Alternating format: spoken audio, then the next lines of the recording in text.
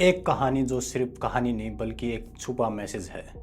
ऐसी कहानी जिसमें हर कैरेक्टर, हर सीन, हर वर्ड एक गहरा मतलब रखता है।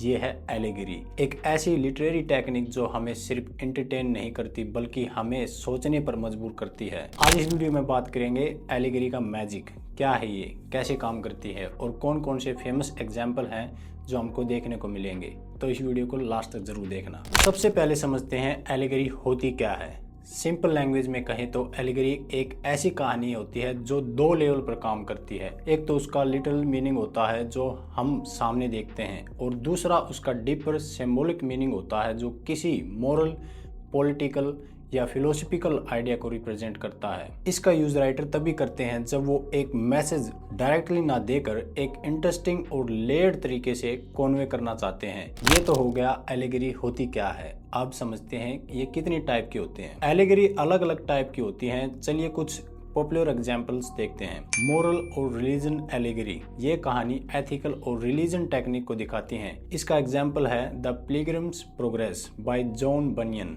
जो एक इंसान का स्पिरिचुअल जर्नी को दिखाता है। पॉलिटिकल एलिगरी, ये सोसाइटी और पॉलिटिक्स के बारे में इनडायरेक्टली बात करती है। इसका एग्जाम्पल है Animal Farm by George Orwell, जो रशियन रेवोल्यूशन के एक एलिगरी वर्जन है। फिलोसफिकल और साइकोलॉजिकल एलिगरी, ये डीप एग्जिस्टेंस साइकोलॉजिकल थीम को एक्सप्लोर करती हैं। प्लेटो की एलिगरी ऑफ केव इसका बेस्ट एग्जाम्पल है, जो हमें रियलिटी और नॉलेज के बीच में डिफरेंस समझाता है। सोशल एलिगरी, ये क्लास स्ट्रगल, ह्यूमन नेचर और सोसाइटी के बारे में बात करती है। इसका एग्जाम्पल है Lord of files by William Golding, जो बताता है सिविलाइजेशन के बिना लोग कितने डेंजरस हो सकते हैं। अब सवाल ये उठता है कि एलिगरी इतनी इंपॉर्टेंट क्यों है लिटरेचर में।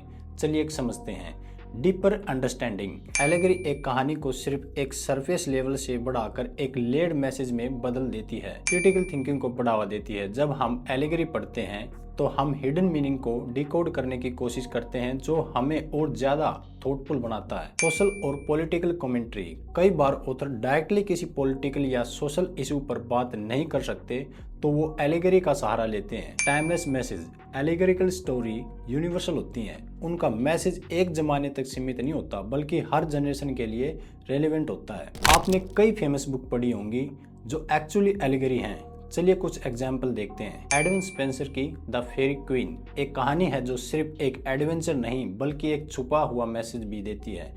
इसमें हर कैरेक्टर एक मोरल या रिलीजियस आइडिया को दिखाता है। जैसे रेड क्रॉस नाइट एक अच्छे इंसान की तरह है जो सच्चाई और ईमान को रिप्रेजेंट करता है। कहानी में अच्छाई और बुराई के बीच की जंग दिखाई गई है, जो हमें सिखाती है जिंदगी में हमेशा सच और नीति का साथ देना चाहिए। ये एक पुरानी मगर मजेदार और सोचने पर मजबूर करने वाली कहानी है। चलिए दूसरा एग्जाम्पल देखते हैं। नथैलियन होथरोन की द स्कारलेट लेटर एक कहानी है जो सिन, गिल्ट और रिडेम्पशन के थीम को दिखाती है। इसमें हेस्टर को एक इलिजिमेंट चाइल्ड जन्म देने के लिए पुनिश किया जाता है और उसे ए लेटर पहनने पर मजबूर किया जाता है। ये स्टोरी एक एलिगरी है जो सोसाइटी के डबल स्टैंडर्ड और मोरल जजमेंट को दिखाती है। हेस्टर का ए सिर्फ एक पनिशमेंट नहीं बल्कि स्ट्रेंथ और आइडेंटिटी का सिंबल भी बन जाता है। नोवेल हमें सिखाता है कि लोग सिर्फ दिखावे के मोरल वैल्यू पर चलना पसंद करते हैं। चलिए एक और एग्जाम्पल देखते हैं। द डिवाइन कॉमेडी, डांटे की ये एपिक एक सोल की साल्वेशन की जर्नी को एलिगरी के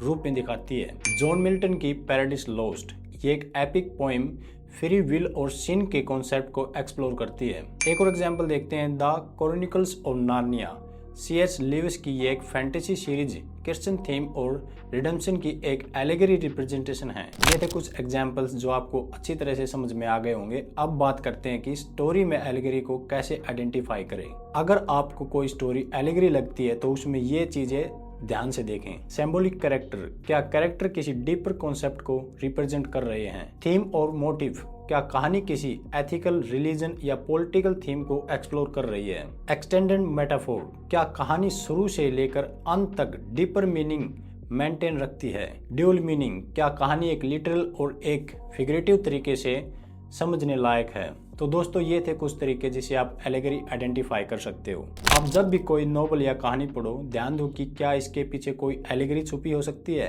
लिटरेचर का असली मजा तभी है जब हम उसमें डीपर मीनिंग को समझने की कोशिश करें। आपकी फेवरेट एलेगरी स्टोरी कौन सी है नीचे कमेंट में जरूर बताएं। अगर ये वीडियो आपको पसंद आई तो लाइक कीजिए, शेयर कीजिए और चैनल को सब्सक्राइब करना मत भूलना। मिलते हैं अगली वीडियो में ऐसे टॉपिक के साथ। Good bye.